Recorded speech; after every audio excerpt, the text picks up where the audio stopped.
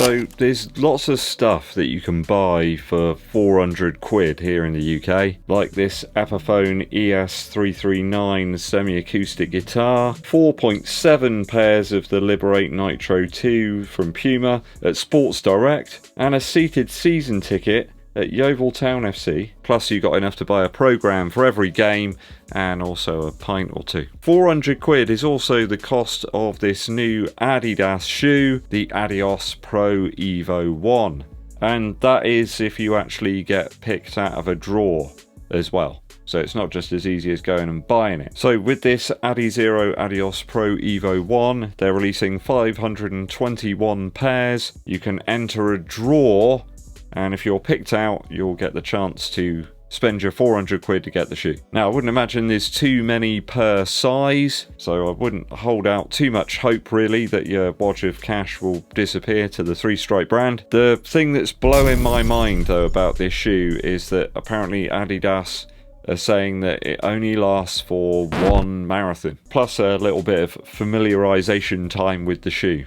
Like sort of taking it out of the box and looking at it maybe. Yeah, I'm joking. I understand what they mean by that, but still, for one marathon. I mean, if you call like a test run like 5 miles or something, so that's a bit over 30 miles total. So that's about £13.30 per mile. That's incredible value, isn't it? That comes from the man who does the bargain running shoe videos every week. Maybe you're too scared to take them out of the box even, and you're going to put them on at the start line of your marathon event. That'll be £15.27 per mile. Maybe you can like discard the box or something at the start, like people do with their sort of long sleeve tops. Though, I had an idea. Could you actually run one of your slowest marathons and get the most value out of the shoe? The average marathon time across genders and age groups is 3 hours 48.20. So that's about 228 minutes. That's about £1.75 per minute. That's much better value if you ask me. I've struck on the golden path there. I mean, it might actually be a bit cheaper to actually get an Uber or a black cab to the finish line. So if you do get lucky and actually manage to win the draw, and then you fork up your 400 notes or $500, you get to experience an upper which looks like paper. To me, it's that thin. A new midsole material, which is still called Light Strike Pro, but it's not Light Strike Pro. It seems to be something else. And of course, it delivers more energy return or less energy loss. Maybe it's that energy core stuff that's in the Adidas Prime X2 Strung. And before you say some sort of Adidas putter downer, or I'm like a Nike fanboy or something, I've pretty much exclusively this week been wearing their Prime X2, and I'm really enjoying it actually. I thought Adidas would perhaps be a little bit more upfront with their advert for this shoe. If it's got some new foam tech there, I think that should be all over the adverts, all over the internet, but it isn't really. Adidas make it at the forefront of the advertising if you want to sell more of these shoes, as it sounds like you're going to when you release some more of them in November. Let's just hope they're not 400 quid then. One thing I am intrigued about this shoe, not that I'll probably get to test it for a long time, is the liquid rubber outsole. Appears to be more thinly spread there than the jam on even Scrooge's Christmas toast. I mean, at 400 quid, you're asking people to pay, you know, more than their monthly, like, gas and electric bill here for a pair of shoes that's going to last for, like, one marathon. It's kind of bonkers on so many levels, yeah. So many levels. I almost didn't make this video. It's in fact the third time I've tried recording it. The wild shoe craze for speed and pace is kind of getting a little bit out of hand here. Now, you may say to me, Ed, these shoes are for elite runners only. So why are they selling them on the Adidas website? Why not just give them to loads of elite athletes who perhaps have Adidas sponsorships and stuff? Why are you giving away 521 at 400 quid? These aren't like Air Jordan 4s or anything. It has the whole Yeezy debacle, you know, damaged Adidas so badly that they're having to kind of resort to these almost Nike-style tactics, I suppose. I mean, it's going to leave people salivating over this shoe. It's got new tech, new foam. They've limited the weight down to like 138 grams or something for the sample size, which just seems almost impossible. I anticipate my size probably be something like 180 grams, maybe a bit more. Though on their website it's advertised at 219 grams for the sample size, so who knows. I did get hold of Adidas actually and asked them about that, but they didn't seem to have any clue what I was talking about really, so there we go. It almost feels like the shoe might self-destruct or something at the end of the marathon. You know, you take them off and they'll just completely fall to bits, sort of turn to dust, a little bit like in the old... It's alright, I'm back again.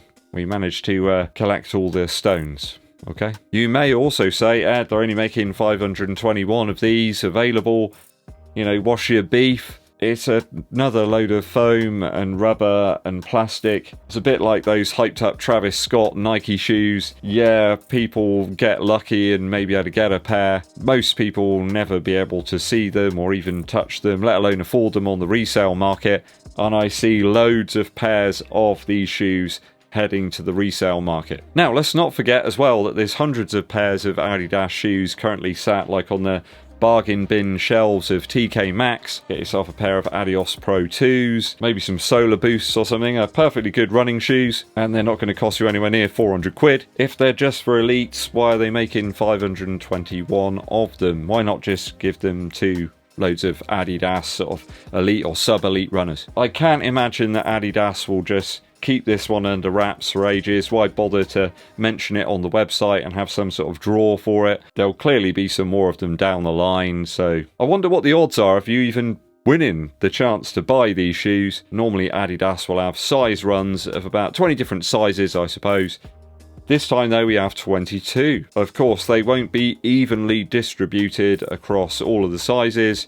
There's bound to be more kind of in the middle and very few at the far ends, like the 3.5. I think there's a 14.5 even mentioned here on the draw. I think you might as well have a go at the lottery. I think you've probably got a better chance of actually winning something there. Or hold on to your money or try and save up a bit more and go to StockX. There bound to be some pairs of these shoes there very soon for an extortionate fee. Now, these aren't the only very short usage running shoes that we've seen over the last few years. There was the Brooks Hyperion Elite V1. I think they said about 100 miles for that shoe. Also, that Cloud Boom Echo 3 from On. They were talking about 4 marathons and, you know, maybe a little bit of enjoyment time testing them out too. But what about the Puma Evo Speed 1.4 SL? Football boot from 2015. Even those would last up to 10 football matches. So if you're not a big soccer sort of follower, normally it's about 90 minutes per match, or if you're in the Premier League, it's about, you know,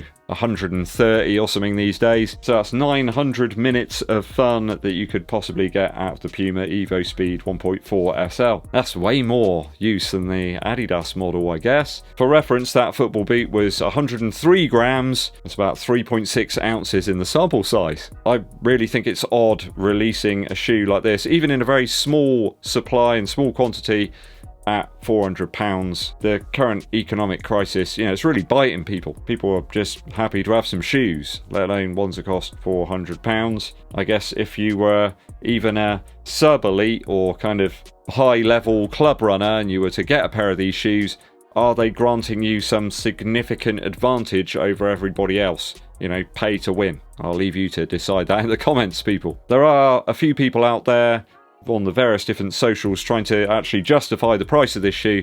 I quite frankly think it's a little bit in poor taste. We can't even really compare the facets of the shoe in terms of performance, the new materials there.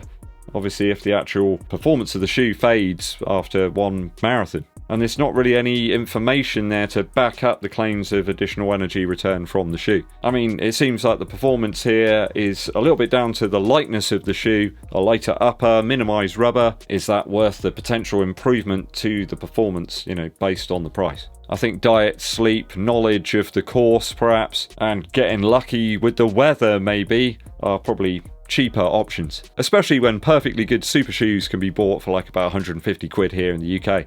You could wear something even cheaper than that. Get a pair of the Liberate Nitro Originals. They'll do you for 5, 10k, maybe even a half marathon. But this whole draw system is just increasing hype on something that people aren't really going to get their hands on at all. And no doubt there will be some crazy people that will go to StockX or eBay or something and pick up one that's been sold at resale for some crazy fee, like double, triple the amount. What do you make of this crazy shoe, people? Do you think the Adizero Adios Pro Evo 1 is going to be on shelves sooner or later? Do you think this is all a amazing publicity stunt to drum up lots of hype about it? I think I've laid out my stall there. I think the price is quite frankly ridiculous, and if people continue to actually entertain such prices, then brands will continue to try and extract the cash from us for them. Let me know your thoughts and opinions, people. Keep it nice and respectable as well down in the comments.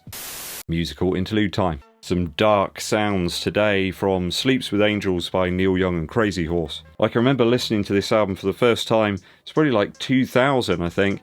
It was a very hot summer that time, and I got this album like on a bit of a whim, I suppose, and started listening to it. It's a very dense kind of feeling thing, very emotional album. One of my favourite tracks on it though is the very long Change Your Mind. Perfect Neil Young and Crazy Horse style track, some wonderful guitar tones there, those Les Paul P90 equipped guitars, wonderful interplay between the two guitars as well. Everything just works together beautifully. Feels like one of those story type songs really, lots of different verses, almost like some type of dream that Neil Young's kind of talking about. It's like he's trying to talk to himself really and kind of convince himself of certain things, but he's unsure. Fantastic album, very underrated one as well from the sort of mid-90s Neil Young period. Go and check it out. Thanks for tuning in, people. It is always appreciated. Do hit that subscribe button and click the bell for notifications too. Give this video a thumbs up, like, and also share it with your running buddies.